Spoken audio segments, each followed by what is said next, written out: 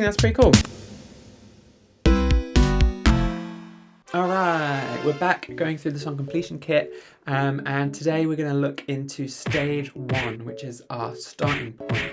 So this is really the genesis of the entire track, and you could spend a whole lot of time just talking about different ways to get to this idea, this initial kind of like inspiration, the thing that you're going to be able to track around. But we're not going to, spend tons of time on it. I'm just going to walk you through what's already in the guide and then show you some fun stuff about how I turn my kind of crappy beatboxing on a dog walk into an actual drum beat, an actual basis for beginning a track. So stay tuned and yeah, let's get stuck in.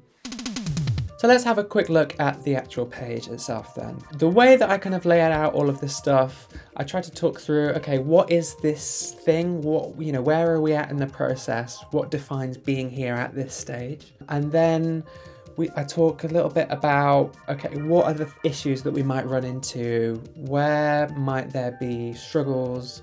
What are the kind of pain points? How can we kind of think about the things that might be holding us back from getting here? And then the kind of real meat, the bulk of it, is about these strategies, about ways of getting from whatever point you were at to this next point in the process, the next rung on the ladder.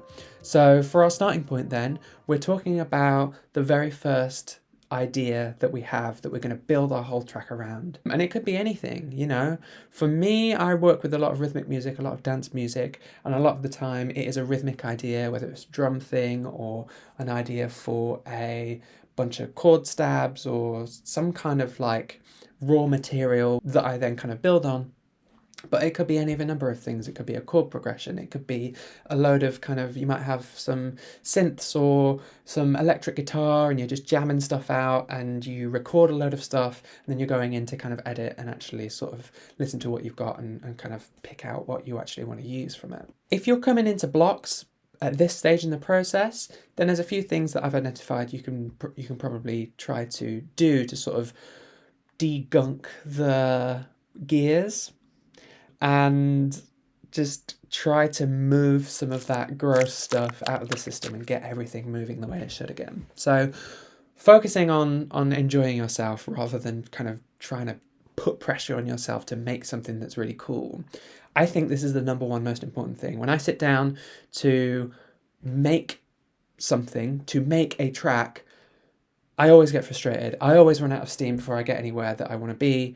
And that's just, you're kind of setting yourself up to kind of fail. Maybe you achieve that thing that you wanted to achieve when you sat down, but if you don't achieve that thing, then that's just a recipe for kind of negative feelings, and that's not going to make you feel good about sitting down and actually trying to work on the thing that you want to work on. So trying to get into a zone where you can be playful, you can be experimenting, not kind of judging what you're making, just making stuff and seeing what comes out. And hopefully if you're having fun, then the process itself is intrinsically enjoyable and motivating. And if you can just be enjoying the process, then eventually, if you do that for long enough, then something will come out of that process that you're like, aha, I've got a thing, I've found something, that's something that's really cool, I really like what I just heard, or, I really like this thing that I just tried, or whatever it is. It's about focusing on enjoying the process rather than trying to really hone in on the kind of end result.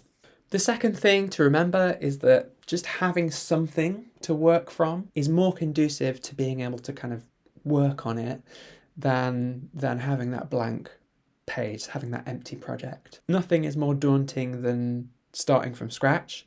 So just kind of try to bear in mind that you don't need to be married to your very first idea. You don't need to absolutely commit to it and think, this is absolutely going to be the core of my most amazing track ever. Just kind of get yourself going, go through a starting point, and if you like the way that you build on it and you like the way it develops, great. And if you don't, okay, well then we can change some stuff about it. It's much easier to go from having something there and refining it and turning it into something really cool than it is to kind of have nothing and be like, well, how do I make something really cool? And then the third one is to take inspiration from a song that you like. So you might pick out a particular sound or mood or rhythmic idea or melody, shape, chord progression, whatever it is, from something that really inspires you, and just kind of like pick out kind of one aspect of it. You know, don't rip it off wholesale, but try to make something that captures what you like about that aspect of that song. And then you can start to take it in a different direction and build something else around it in a way that kind of nods to your influences but actually says something that's personal to you. So what's my starting point for this track then? Well, this is a place where a lot of my tracks actually start out, and it's just an idea that came into my head while I was out walking the dog. And quite often I'll be listening to a podcast or thinking about something else, and I'll just have some idea pop into my head. So voice notes are great for this. So I will just kind of like record, I'll show you right now, record the idea that I have into the app on my phone, and that will be a way for me to kind of remember the thing that I thought, oh, there's something to that. So for this project, we've got this.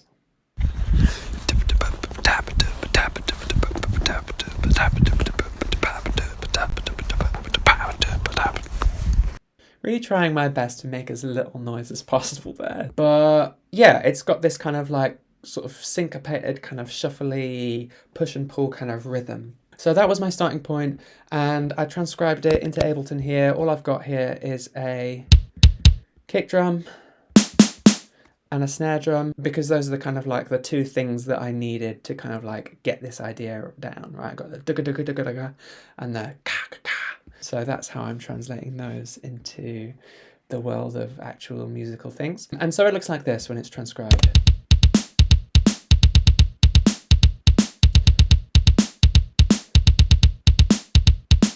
Not super exciting as it stands, but what I'm going to do is I think I'm going to try to take this rhythm and split it up and share it out across a bunch of different drum sounds, so that it's not just a static kick drum, snare drum. It might be like a few different kind of drum voices, and kind of reorchestrating this rhythm, trying to retain some of that groove, and yeah, see where it goes. So we'll see.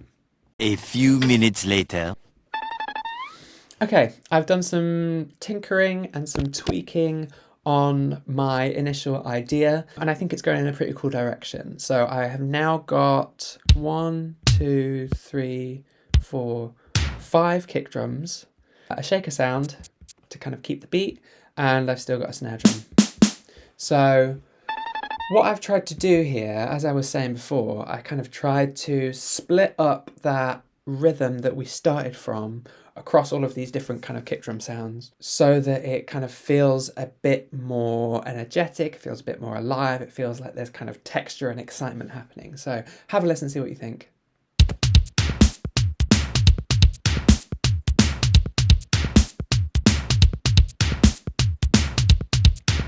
I like that much more. I don't know about you, but yeah, there's kind of some things going on here that I think are maybe worth digging into that aren't strictly related to kind of getting a song completed, but they kind of occurred to me as I was working on this particular idea, and I wanted to dig into them with you. So there is this kind of thing going on. If we go through kind of one layer at a time, and we just listen to what each of these kick drums is contributing to the overall groove. If I were to drag all of these notes onto the same kick drum track, you would kind of see we end up with our original rhythm again. But because I've now split it across all of these different voices, we get a much different feel, a much more kind of exciting thing going on. So hi, me again in the edit, and just wanted to drop in and say that another thing that I've done at this stage is vary the velocities of each of the different hits to kind of like emphasize and de-emphasize different kind of moments in the bar, because that's a really important part of making the groove kind of work and adding to the feel of the whole thing. I just wanted to make sure that that was mentioned here, because I didn't actually mention it initially. Anyway, back to your regularly scheduled programming. Let's go one by one and listen to how all of them contribute to the overall feel of the pattern. So we've got the first one, and I'll keep the shaker on just so we can hear a consistent beat. So that's our kind of first point. We've just got at the start of every bar this 2-beat, this 2-note kind of punctuation. That offbeat snare drum, you know, doing what it was doing before. But I think where it gets a bit more interesting is some of these other kick drum sounds and the rhythms that they're actually each playing. So we've got this one. And actually, if I mute the snare drum, so kick 5 here is playing a pattern that repeats every half a bar, right? If kick 1, that kind of first one, is playing a pattern that repeats every 4 beats, kick 5 repeats every 2 beats. So we've got this thing happening where we've got patterns that are happening over the course of 4 beats, patterns that are happening over the course of 2 beats. Let's listen to some of the other kick layers.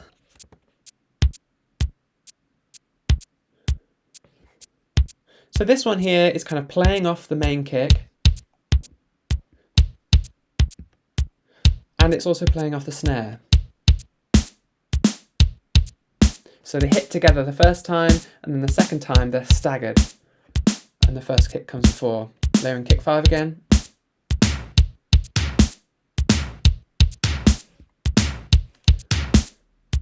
So, and then we've got kick 3. This is kind of supporting, doing kind of some of the in-between notes, as is kick 2. Kick 3, I think, is probably the least kind of prominent one in terms of how much you hear it in the actual full beat. But if I take it out and add all the others in, so we've got that big doof of kick 5 happening, as I say, every half a bar. Kick 2, really important kind of rhythmic counterbalance to the other stuff that's going on.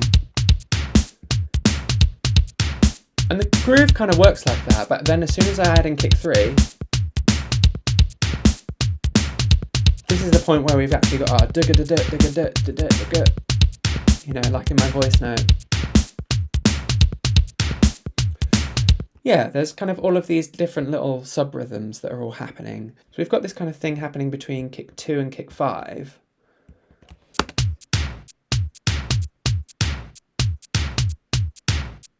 You know, there, just between those two kick drums, that's a compelling kind of rhythm.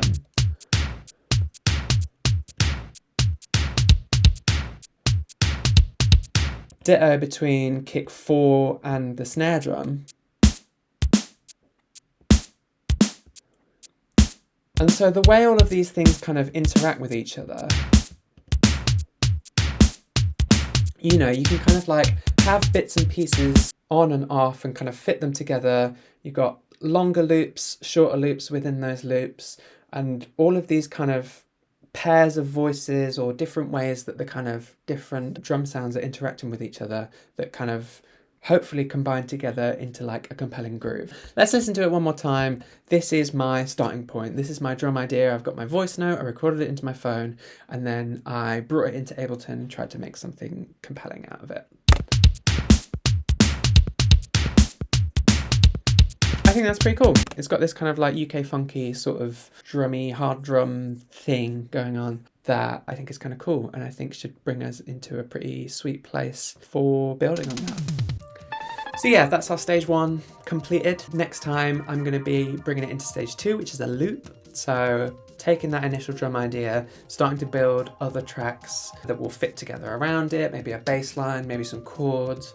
I don't really know what I'm going to put on it, but it should be really fun. And we'll take it to that next stage. I'll talk about how I got from where we are now to that next point, and hopefully share some stuff that will be helpful to you when it comes to working on your own stuff and getting from this initial idea stage to that next stage. I hope you found this useful, and I'll see you in the next one.